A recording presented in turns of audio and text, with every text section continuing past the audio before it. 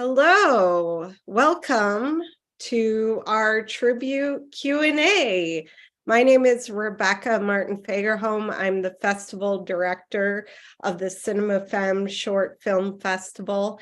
And I'm so excited. Every year we do a tribute Q&A where we honor a filmmaker that has done amazing things and have quite a career. And today we're going to be talking to Emily Hagins, who made her first feature film at age 12. And since then, she has been killing it with all these amazing films. Her genre is mainly horror, I would say, but she's an amazing filmmaker. And Matt Fagerholm, who is my husband, but he's also an assistant editor of RogerEbert.com, and he's a contributor to Cinema Femme. And I'm going to let them get into the conversation. Thank you. Thank you, Rebecca, for that introduction. Emily, this is such a joy to be seeing you here today. I mean, we go quite a ways back. I'd say maybe about a decade or so. And I really just, I think you were the ideal person to have for this. Oh, I'm getting some tech support here. What's going on? Mute? Oh, I'm muting? Okay, muting. Okay. I think I was echoing in the space void for a second there. So, but the reason why we wanted to honor you with this is we are so inspired by the work that you've done from a young age, and yet I've never thought of you as a young filmmaker. I've always thought of you as a born filmmaker, and particularly one of the reasons why is the fact that I'm hearing my own voice echoing, which is so weird right now. I'm like in some science fiction loophole at the moment. But Take your headphones out. Oh, should I take my headphones out? Yeah. Okay, this is why we should have done a tech thing. Okay, there we go. Here, maybe I'll just, should I just take my headphones out? Yeah. Okay, let's do that. So I'm so sorry about that. So there's this wonderful release for the film called Pathogen. It's released by, what is this? The America Genre Film Archive and Bleeding Skull with an exclamation point. And I wanted this for my birthday because as much as I am a fan of yours, I just had not seen Pathogen until now. I'd seen all of your work except that one. And this is a beautiful, pristine Blu-ray release for this film. But it also includes a documentary called Zombie Girl the Movie. I'll just say the directors real quick: Justin Johnson, Aaron Marshall, Eric Mock. And it's a wonderful kind of love letter to just the spirit that is needed in order to get any sort of film off the ground. And why I say you're a born filmmaker is the fact that so many, people who are 12 or 11 or 10, they'll have an idea, they'll have a passion that they're really excited about. And they'll be like, okay, well, I'll try this out. And it won't go much further than that. You'll probably spend about a week on it tops. And this film charts, what was it? It's like a 3-year process of making this film. And it's just an astounding achievement, really, on every level. And you see how you have that drive right from the beginning of someone who has that dream, but they're going to manifest it in real life. So I guess, I wanted to just best case scenario, see if I could cover your whole career, at least just do an overview for this thing. But maybe we could just start with Pathogen, at least anything you want to say about the fact that you had to revisit this for the audio commentary track. I'm just kind of shameless. This is like becoming the home shopping network now. I just want people to buy this disc because I think it's fabulous. But tell me a bit about what that experience was like of revisiting it in the first place. Yeah. Well, before jumping into it, I just wanted to also say thank you guys so much, Rebecca and Matt, for having me. And it's just I'm very lucky to know y'all, and thanks for having me. And also on the technical side, I know you're talking about the echo. It was showing me like Rebecca's video was who was talking, but she has no video on, even though you're talking. So I pinned you on my Zoom, but I don't know how it's streaming. So just a heads up. So I can hear you fine. Everything's, but it is kind of this age of Zoom and like hearing everybody, seeing everybody, and the coordinate. It's I don't know.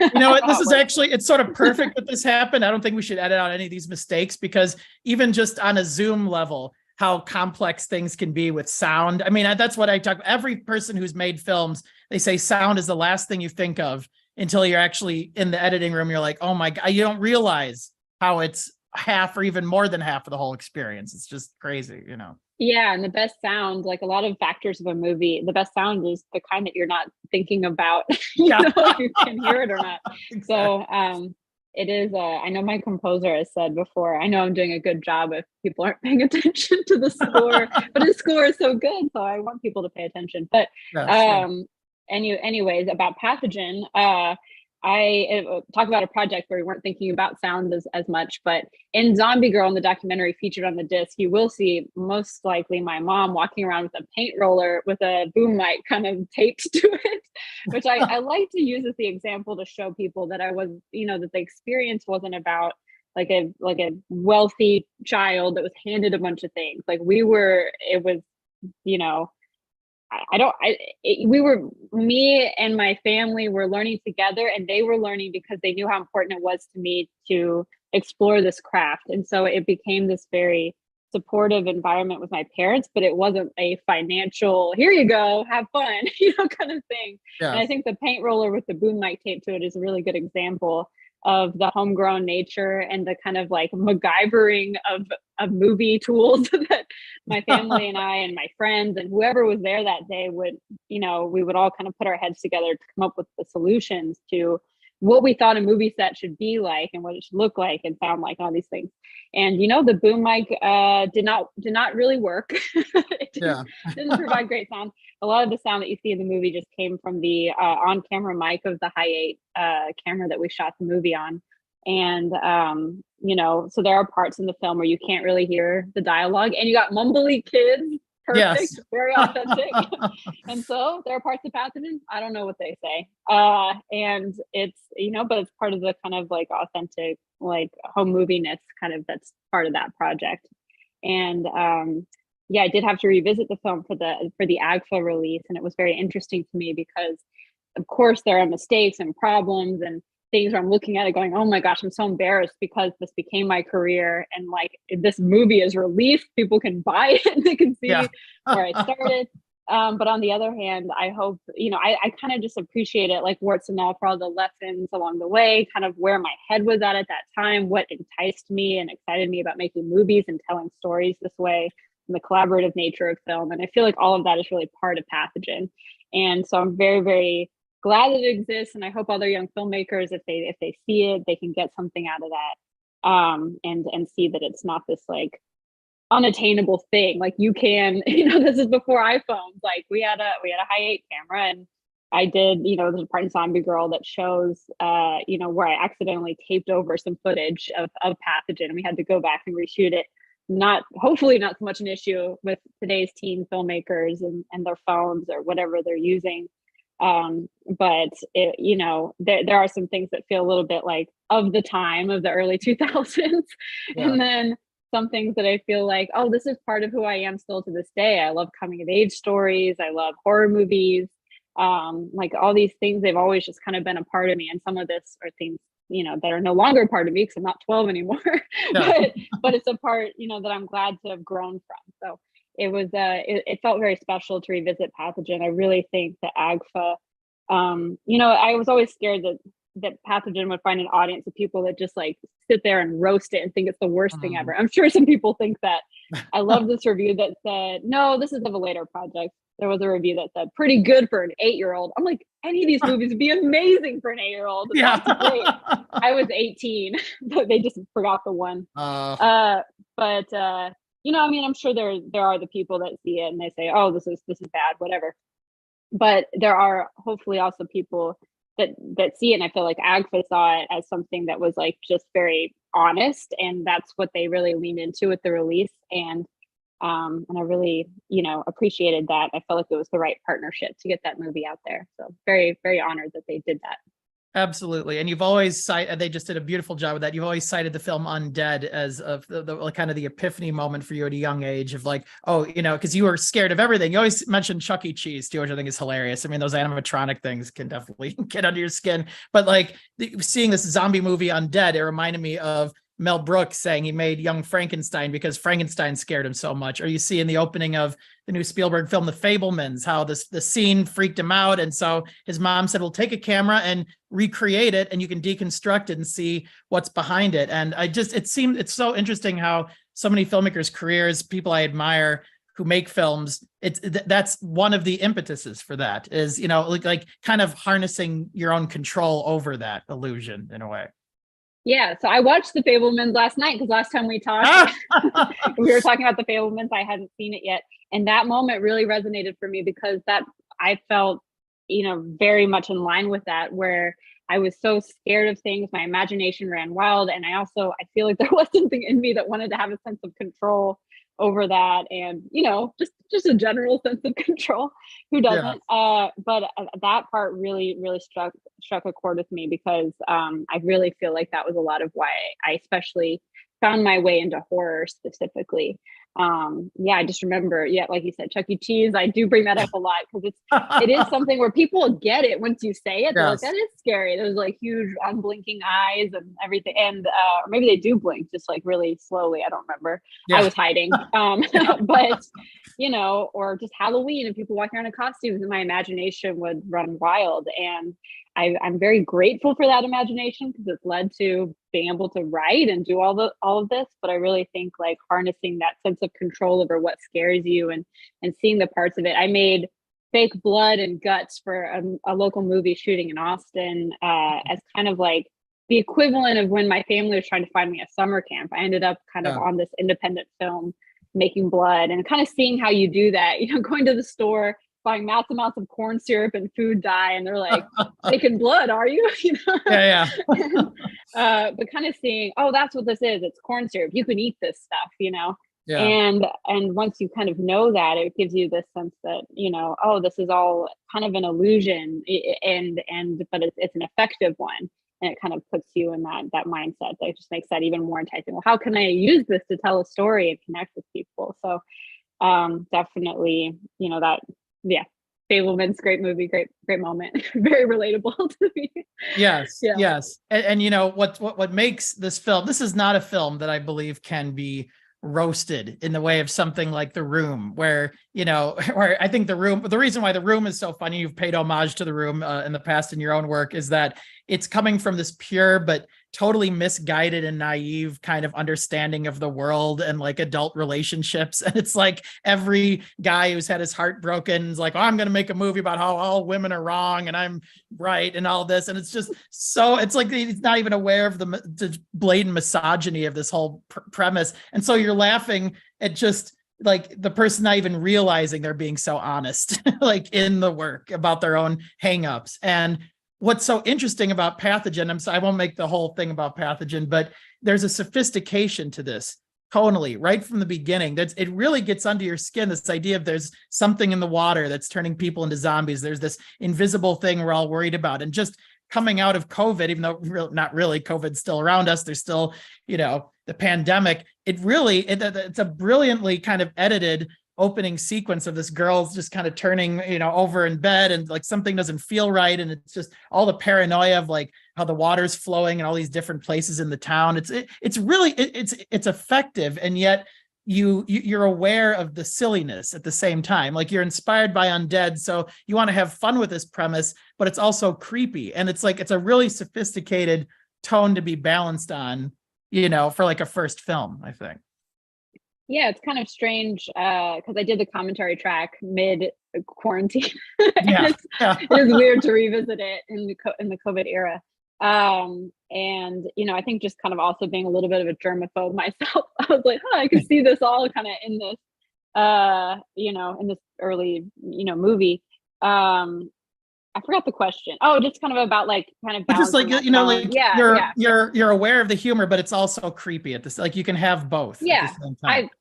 I love that because I think that's really how life is because you know, I think about times I've been really scared and then immediately afterwards I look around and start laughing, you know. Yeah. And I think that that's kind of part of our processing of life and how awkward things are and how just like laughter is just right on the other side of this line of being really scared. I remember seeing just a huge owl in a tree, and I thought it was one of those fake owls to scare off other birds. This isn't that long ago, and I was like, "Look at that thing!" And I was with some friends, and then it just had the biggest wingspan I'd ever seen in my life, and I thought I was gonna pass out and die like immediately. I was like, "I've never seen anything that big take flight. That's the scariest thing I've ever seen." And then immediately just laughed the hardest I'd ever laughed, and I was thinking, this just felt. And it was just this great moment with this group of friends that I felt like really bonded us that evening, you know, seeing this huge owl. But it's like, I've been thinking about owls. I just read a book about about owls. I don't know, they're very scary. But I think that that really like horror and comedy and just all of our emotions are just very much on the flip side of each other. And so I think just playing into all of those things together feels a lot like life to me and how I experience it. And that's kind of what I want to put in my movies. I love sweet characters and dark situations and a joke on the other side of a scare. And I just feel like all this stuff kind of feels like my perspective. Oh, completely. And you're such a master at capturing that awkwardness, particularly of the adolescent time in one's life. You know, I like to think the tech problems we had earlier was like our homage to the Emily Hagins sort of like the adolescent life that's so awkward. And so I don't want to, I won't stay too long on this. The Retelling is the lost Hagins film. That was the second feature. The one I haven't seen. I found a trailer on YouTube. That's about as far as I'll get. But you said that was one that it was too serious. Like you said, you went like too dark and it made you uncomfortable that it was that dark and you wanted to kind of go back. Because I mean, yes, horror is always a genre you return to, but I think I think of you more as just like a poet of like human comedy. Really, I think I feel like there's always like a humanity and a, you know, like just an endearing quality about all your work, no matter what genre you happen to be in. Yeah, and I think I just had this idea that if you wanted to be in horror, you had to go as dark as you could. And I was, you know, 14, you know, your peak darkness of mind with your iPod and setting the scene of, again, early 2000s or mid 2000s, just listening to your dark teenage music and whatever. And I'm in that headspace and I make this movie and it just doesn't really feel like it just feels like I'm trying to be something that I think I'm supposed to be. And I'm really grateful for everyone that helped make that project together. It was a great, you know, learning experience. And it did really, you know, I don't think we would have been able to make the following films without that, because I just know that's not something I really want to do. And I can appreciate those types of films as a viewer. And I just don't know if it's like totally my sensibilities. I feel like I just need, that awkwardness.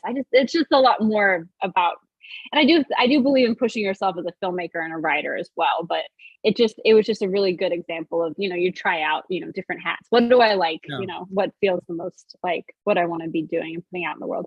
So I was glad we did it, but it was nice to let that lead into the into the next project and didn't really put it out there too aggressively once it was done. Yes. And this is the last time I'll plug this, but for those who are lucky enough to get this or are wise enough, I should say, to purchase this, you get a bonus short film, Party Killer, that you made after Pathogen. Any little thing you want to say about that? Because I felt that was more kind of tonally consistent with the work, you know, that you're kind of known for at this point. I love that one. I mean, in terms of like teenness, oh my gosh, so goofy. It was something I made for my 8th grade film class. And it was just a blast. It has a lot of elements of things that are in my current projects that I haven't gotten off the ground yet, like my current scripts I'm trying to get made. And when I revisited Party Killer recently, I was like, man, I just have been wanting to make feature-length Party Killer for like 20 years. Like, let's go. But very, very goofy, fun. A lot of my lifelong friends and collaborators are acting in that one. Tony Vespi, who we've talked about, he's in it. Santi, who is another lifelong friend that writes original music for all my films, after Pathogen, starting at the Retelling. So unfortunately, Oh, a interesting. Starting at the long Retelling. I but- didn't realize. yeah. Yeah, that's cool. Through he's in my Sucky Teen Romance, has a song in that. Phillips fabulous. all the songs for that. Yeah, The kids, great. they bite. I mean, it's like he creates melodies you actually remember. That's really catchy. Yeah, yeah. So brilliant, such a brilliant songwriter, and I convinced him to act in those early films, including Party Killer, including my Sucky Teen Romance. Great friend, great person. So it's great to revisit Party Killer, see these young friends in it as well. It's on the Blu-ray, and of all my movies that are out on physical media right now, well, just a couple. That's my favorite Blu-ray, the Pathogen / Zombie Girl / Party Killer. You get a lot on that. No, it's magnificent. And so again, I mentioned the awkwardness, and this is a perfect seg into my Sucky Teen Romance, which I think, as we discussed, that was the first film I interviewed you for like 11 years ago, something like that. And, it's a girl, she meets a guy at a sci-fi horror convention, and but she doesn't realize he's actually a vampire. And one thing, I think you said this was more, this wasn't something you did on purpose, but once you realized this was happening, you went with it.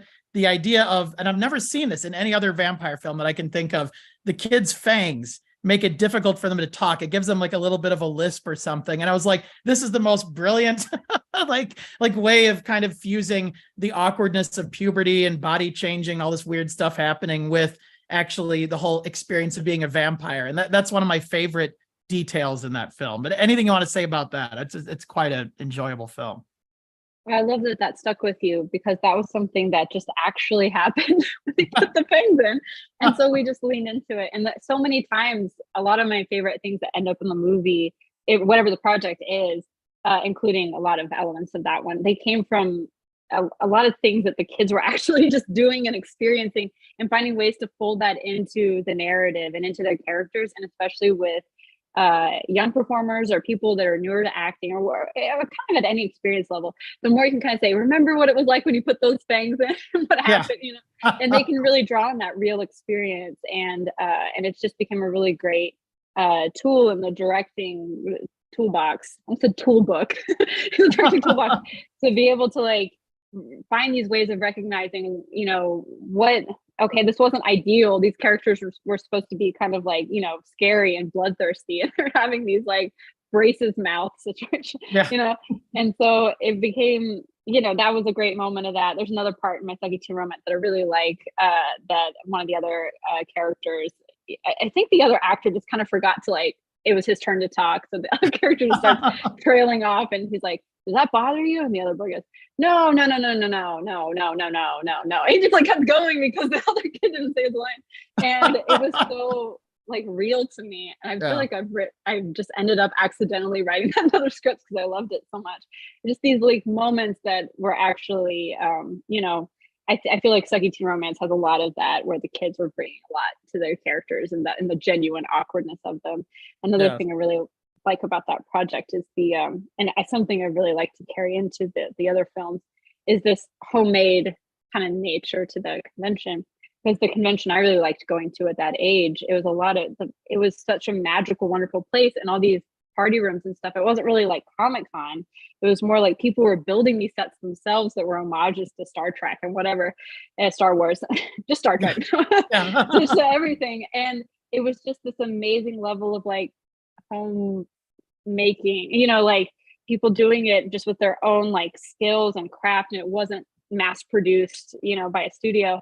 And I think growing up making things like Pathogen and just not coming from this really like slick background as an independent filmmaker, I've always gravitated towards this kind of like homemade nature to to production design. And so I really appreciated like kind of what they, the crew built with that convention that was fabricated, that we just kind of made in this hotel in Austin. Yes. It was really, I really liked that, and it's something I wanted to carry through the following films. Absolutely. And my favorite film of yours to date excels in that. Well, it's actually about that sort of handcrafted thing. Like everyone can relate to Halloween and the joys that they have, trick-or-treating, putting together their own homemade costumes. Grow Up Tony Phillips. That's the film. It's from, it's actually the 10th anniversary this year. Grow Up Tony. That should get its own Blu-ray release. Yeah. But Tony Vespi. We have to honor Tony Vespi here because I think he's done everything. Oh, I forgot he was in Pathogen. He's like right at the very beginning of your career, and he just strikes me as the sort of person that I would have hung out with every day in the cafeteria at high school. He just seems to be like the kind. I can just like understand. It's like his sort of sardonic humor and just. But he's also there's just an unlike just a sweetness underlying everything. All of his performances. He's very funny. He's like the comic relief in my Sucky Teen Romance. He was the comic relief on the, Q&As for Sucky Teen Romance. When you guys be screening it, he'd be doing like his Mick Jagger impression. I think you said like eventually he was tired of doing it, but he's really good at it. But you saw in him, I think there's a really lovely moment in one of the Q&As where you say to him, it's like, why isn't someone hiring this guy? Like, because you understood his talent probably better than anyone. And the gift that you give him in Grow Up Tony Phillips is you show that he can anchor a film. He's not just the comic relief. He can be like the straight man. He can be like the central character. And it's a beautiful showcase for him, but it's also, I was looking back at our interview we did on that. You said that it also connects with your own love for making movies and being told by people like adults or whatever, like that's ridiculous to even consider making a career out of it. So I'm just kind of throwing all that at you, but just tell me, like, how has that film, I think you said you revisited it recently, like a decade later. How does that film strike you now? Yeah, I was looking at it because I was helping Tony, just gather some clips from projects we worked on together. So I was looking at it again. And I think it really, I feel like it's probably my most personal movie I've made so far still. And I think having made it at a time really between my teenage years, I think it was about 19, 20, around that age, and having made it between the Sucky Teen Romance, Pathogen, like all this stuff that felt very teeny boppery, and then, becoming an adult in my 20s, and it just kind of felt like it was the perfect time to make this thing about being on the cusp of adulthood and not being sure like where your passions, from when you were a kid, like how do you carry that into your adulthood? Do people think you're silly for having this imagination and wanting to use that? And it was really important to me to give Tony the space to show that range because he's still one of my favorite people to work with, and yeah, he had a lot of opportunities to give a funny line here and there in other earlier projects, and I really feel like the way that he shares the screen with the other, young performers, but also with AJ Bowen, who plays his cousin in the movie, it's just such a very, I don't know, it's very special to me. Like when I was looking at these scenes again, I was like, they really gave it their all. And the production design, once again, it has that homemade nature to it. They just really, it is, I cannot stress enough, if you've never been to Austin, how difficult it is to create fall in Austin. It does not exist. I can't even imagine.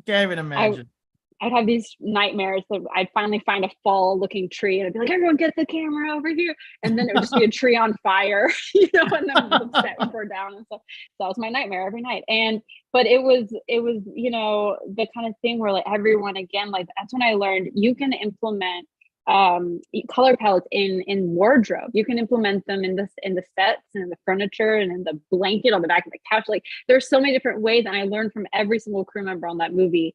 From the sound department, everyone really brought 1,000% to that project, and it just warms my heart every time. I don't sit there and watch my own movies, as we probably have talked about before, but when I have gone back to pull some clips for Tony, I'm looking at the stuff and I'm just so impressed and inspired by the team we had on that film, and I hope that those themes really can resonate. And, I hope Tony gets another chance to lead a movie. Maybe I'll make another one. I don't know. But he wants to make a sequel. Oh, really? He has the whole thing. Maybe one day. That'd be fun. But yeah, I think I really do. I love working with him, and I'm glad we started way back in the Pathogen days. And yeah, it's like another family member to me. Absolutely. And so I don't have to mention everything. You also did a segment I haven't seen called Touch. It was a short for the Chilling Visions, 5 Senses of Fear. You did it at the same time. So you were able to do something that was just full on, gory horror, basically, at the same time of doing this really endearing, almost, John Hughes like, character study. So in that same year, you were able to sort of experiment with your versatility And then there was something called Glorgon's Girl that's on IMDb. I don't know what that even is, but is that a short that you did around that time? Or maybe Yeah. yeah. That's okay. It's a very short. Yeah. There's actually kind of an interesting component to that. So around this time I had not gone to college, and I went straight from high school to just trying to work in film. I worked for a company in Austin called Rooster Teeth that mostly made like internet Yes. videos and video game kind of related content. And so I only worked there for kind of a period of a few months. The Gorgon's Girl was kind of the only thing that I made that I made there. But it was so there's some kind of Rooster Teeth people you'll see in the background, or like a couple lines here and there. But the assignment was to do something with this big prop monster. I don't even know if I'm allowed to say, whatever, I don't care. This big prop monster that I believe was the leftover prop from The Mist. I don't want to like spoil the end of The Mist. There's a big guy like walking around at the end of The Mist. Yeah. In The Mist, really big. Anyway, it was a big prop of that, and it was kind of disintegrating. They were like, we want to do something with this prop from this movie before it completely disintegrates into dust and goop. So we made this, and I love Valley Girl. It's one of my top favorite movies ever. It's an influence on every single thing I make. Valley Girl? Oh, it's Girl. Incredible. Absolutely, yes. And I so I was like, okay, well, let's put this mist guy, this monster, into Valley Girl and see what happens. So that's what Glorgon's Girl is. It's a 1-minute fake movie trailer I made for Rooster Teeth, starring that monster puppet.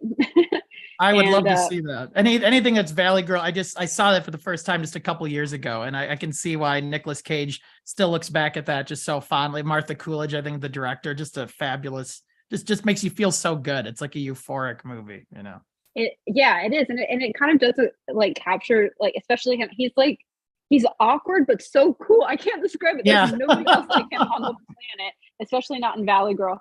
And it does have a very interesting kind of color palette and tone that I really just wanted to. Anyway, that Glorgon's Girl fake trailer was supposed to be a full homage to Valley Girl, and then there are other aspects of Valley Girl I've really carried with me forever. And so that's what that is. And so I kind of thought at this time, I worked at Rooster Teeth, I made that. We did the Chiller segment in Connecticut, and then straight from that into Grow Up Tony Phillips. I thought, this is what life's going to be like as an adult filmmaker. I'm jet setting across the country. I'm making movies. Yes. This is great. And of course, like, you know, things slow down or they pick up, or you end up, you know, moving in different places. But yeah, at that time, right out of high school, I'm like, this is going great. I have like $2,000 in my bank account. I'm basically loaded. Like, I'm ready to go. So I do remember that time of all these projects back to back, but it was really interesting because I did the Chilling Visions segment that you mentioned, where you had to kind of use one of the 5 senses for, to kind of do a horror premise about. And so I got touch, and for that project, the character was blind, and he and I, the young actor who's also in Grow Up Tony Phillips, Caleb Barwick, he and I went to the Texas School for the Blind, and we interviewed the students and the faculty at the school, and asked them like what they wanted from films to portray accurately and respectfully. And it was one of my absolute favorite learning experiences and research projects I've ever gotten to do, especially with a very young actor who took it very seriously, and he really listened to these kids. And it was just a very kind of just magical bonding experience. I really enjoyed it.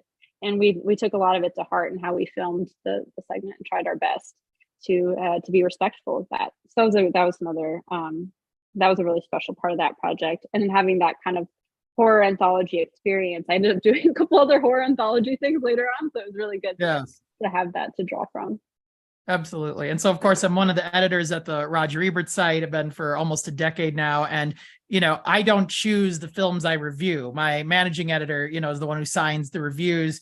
But I'm sure he knew that I was very familiar with your previous work. So when this film Coin Heist comes around, he just recommended it. He just said, okay, Matt, here, you do this. And I didn't even realize it was yours until your name came up in the credits.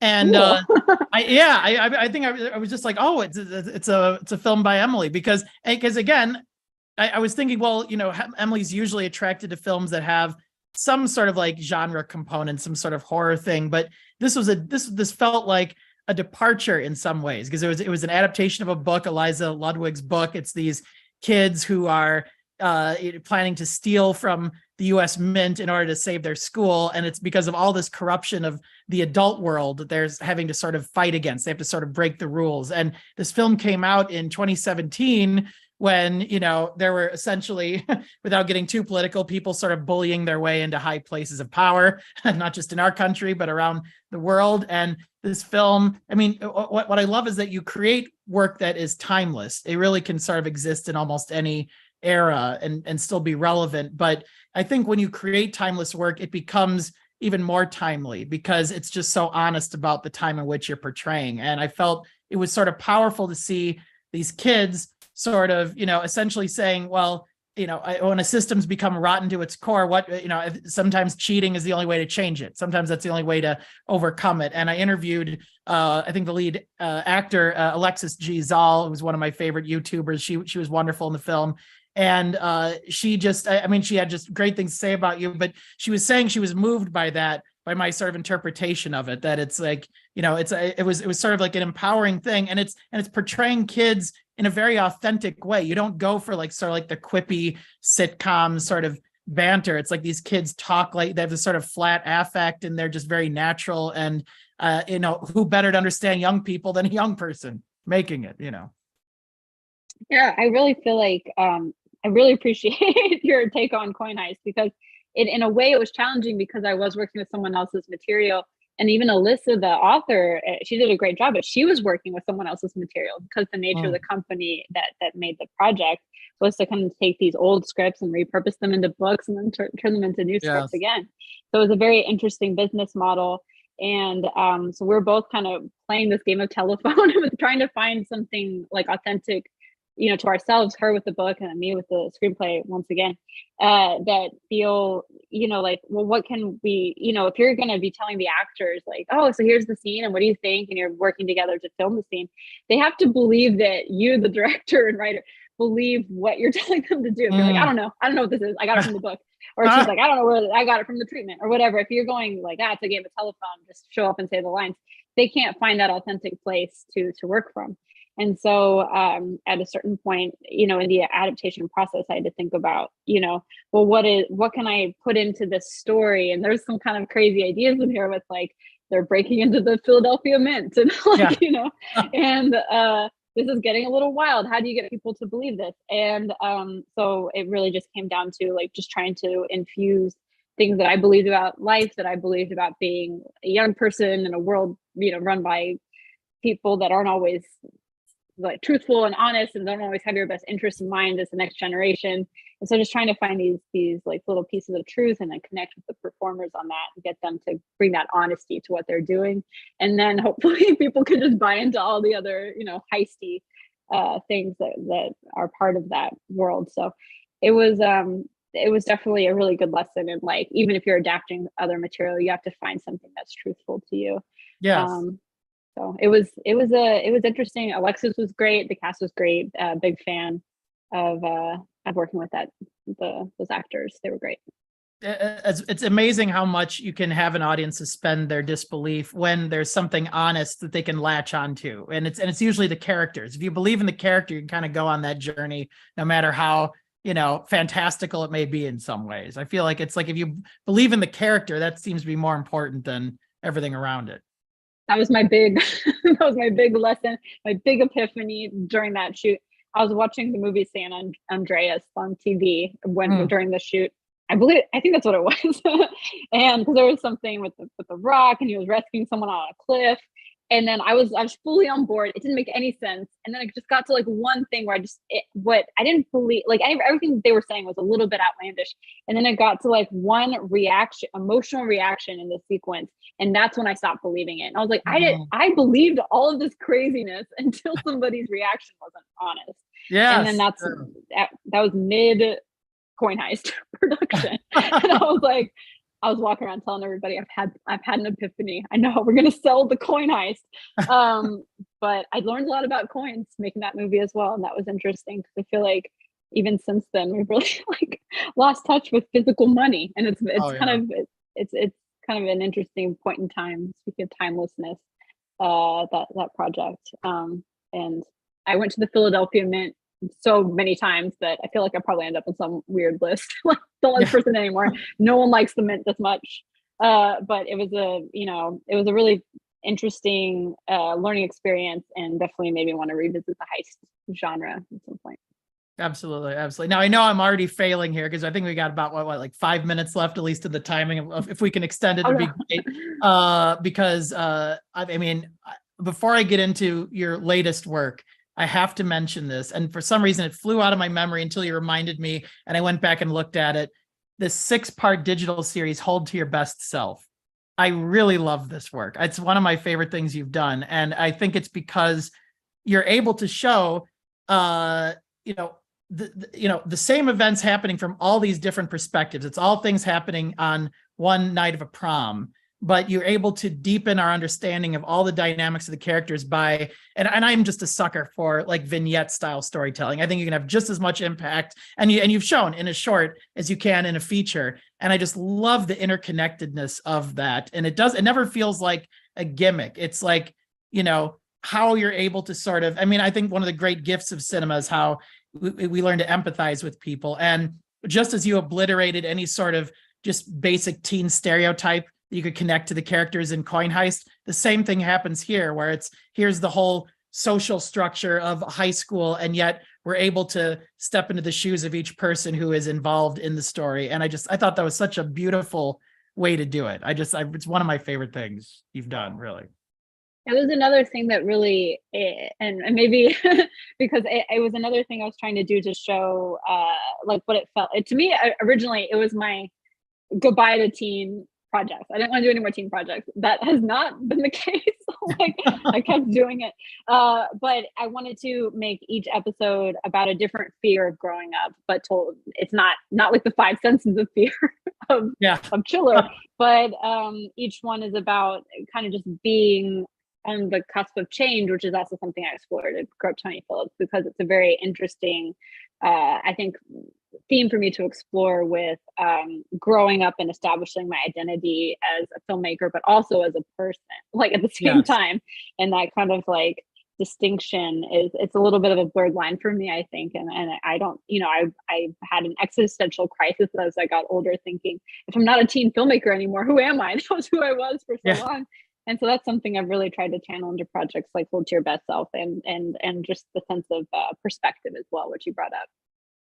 Absolutely. No, it's one of my favorite things. And I hope is that available somewhere? Can people find that? Or is that, I'm trying to remember what sort of release that got.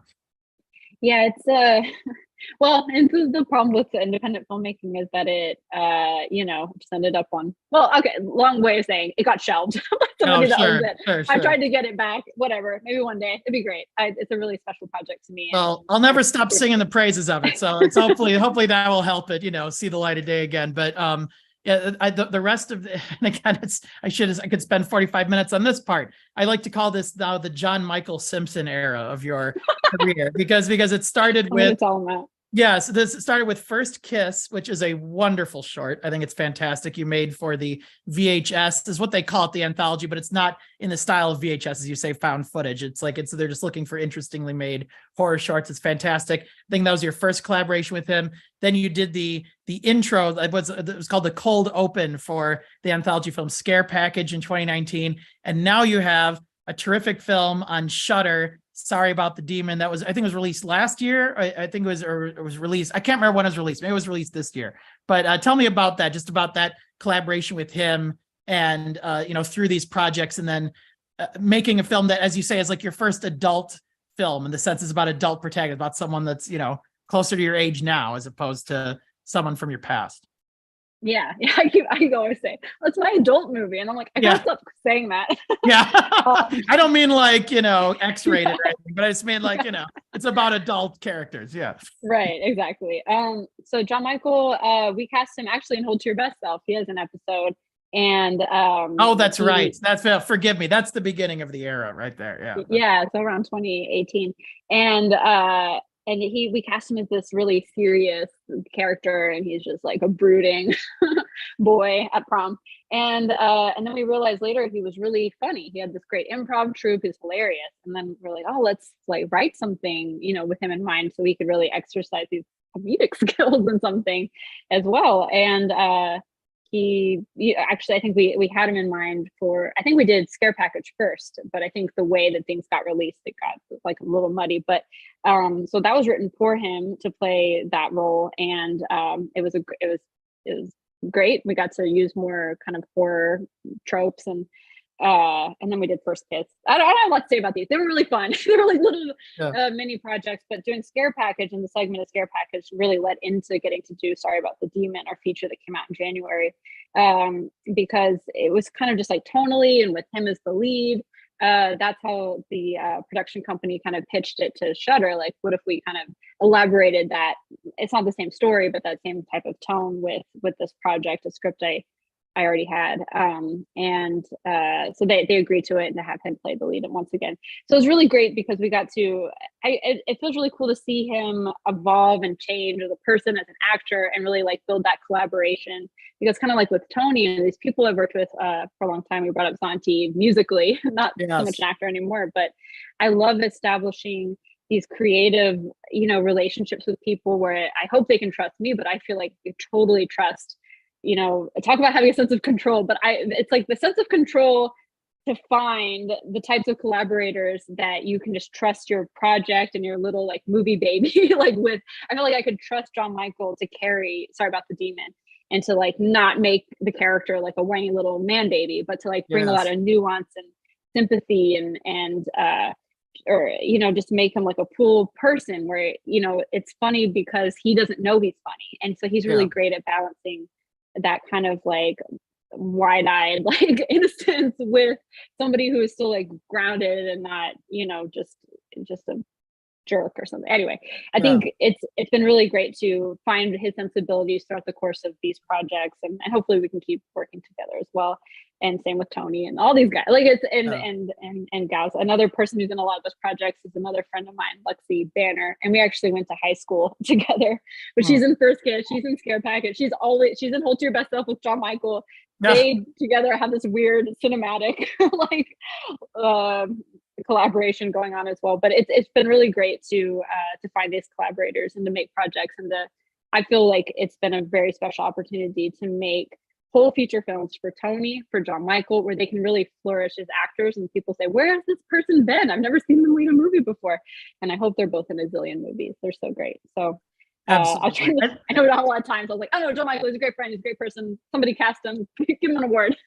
Yes, and it's a testament to his range that I wasn't even acutely aware that he was in Hold to Your Best Self, because he is like a totally different person between that and Sorry About the Demon, something like that. And I'll just say I know I have to wrap up, but this is the last thing I'll say is that you gave me so much great material when we talked for the Roger Ebert article, and I could just do a whole interview just based on what we discussed. But the excerpt, a couple of the excerpts that I used in there, you were talking about how some people have said to you in the past, like, you should just write about women. Like, you're a woman, so just write about women, which is of course completely absurd. If we were just, and I loved how you said that not only do you like to write for both genders, but you think it's a good idea for men to also write women characters as well, because, or not even just women, but just people that are different from you. That's one of the gifts that this sort of art presents us, is it allows us to, walk in the shoes of someone different from us. I just wonder if you want to expand on some of that, because I just thought it was a beautiful observation from you. Yeah, well, I think it's been really important to me to understand people, because you can hear somebody in your head, and I read my scripts out loud before they even get in the hands of actors, and then they sit around, they do a table read. I'm like, everyone sounds like me. This is insane. And so to really talk to the actors and hear how they would say things in their own words, or especially people that don't look and sound like me, or a guy, or an older person or a younger person. And it's been a very eye-opening experience for me every time, going to the Texas School for the Blind and speaking to teachers and students about what they want out of media portrayal of blind characters. I was visually impaired characters. Like it was so just moving and made me excited to be able to make movies and learn things and talk to real people.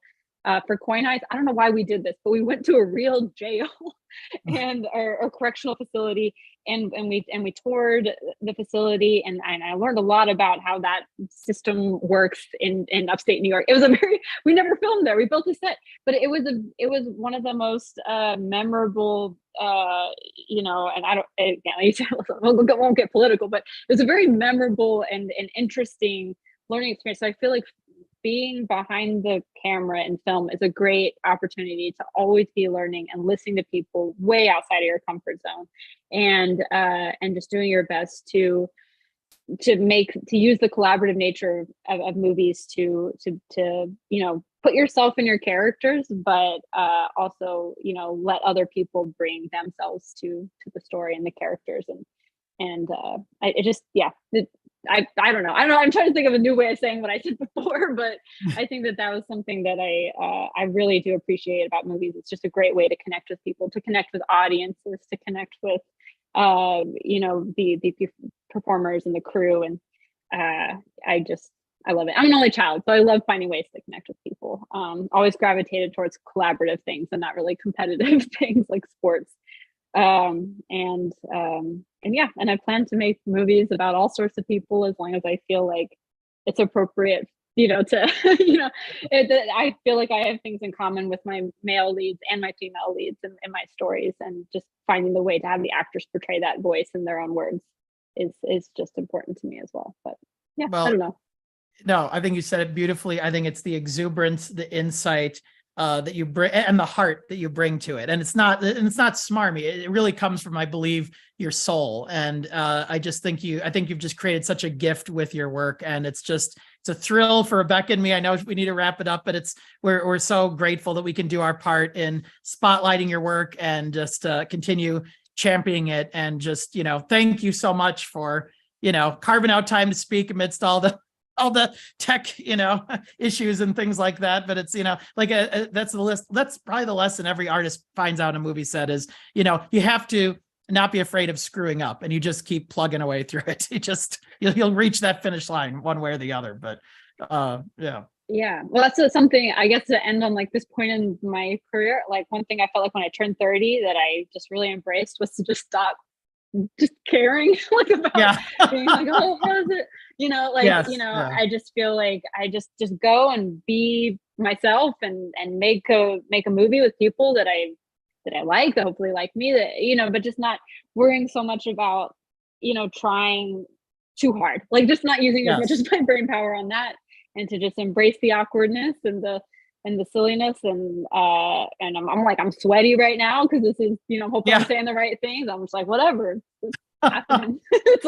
I'm 30 now. Let's go into the 30s. So that's hopefully the next phase of this. I'll still keep making teen movies. I'll make horror movies. I'll make leads with women and men. I just hope there's more women, I behind the camera, in front of the camera, and just telling more stories that for everybody, because it's, I think it's a really important next step for film, and I can't wait to see other movies made by just different perspectives than what we're used to. And I think it's an exciting time for change, and congrats on to Rebecca, who's I think still in the room, but she's around festival. I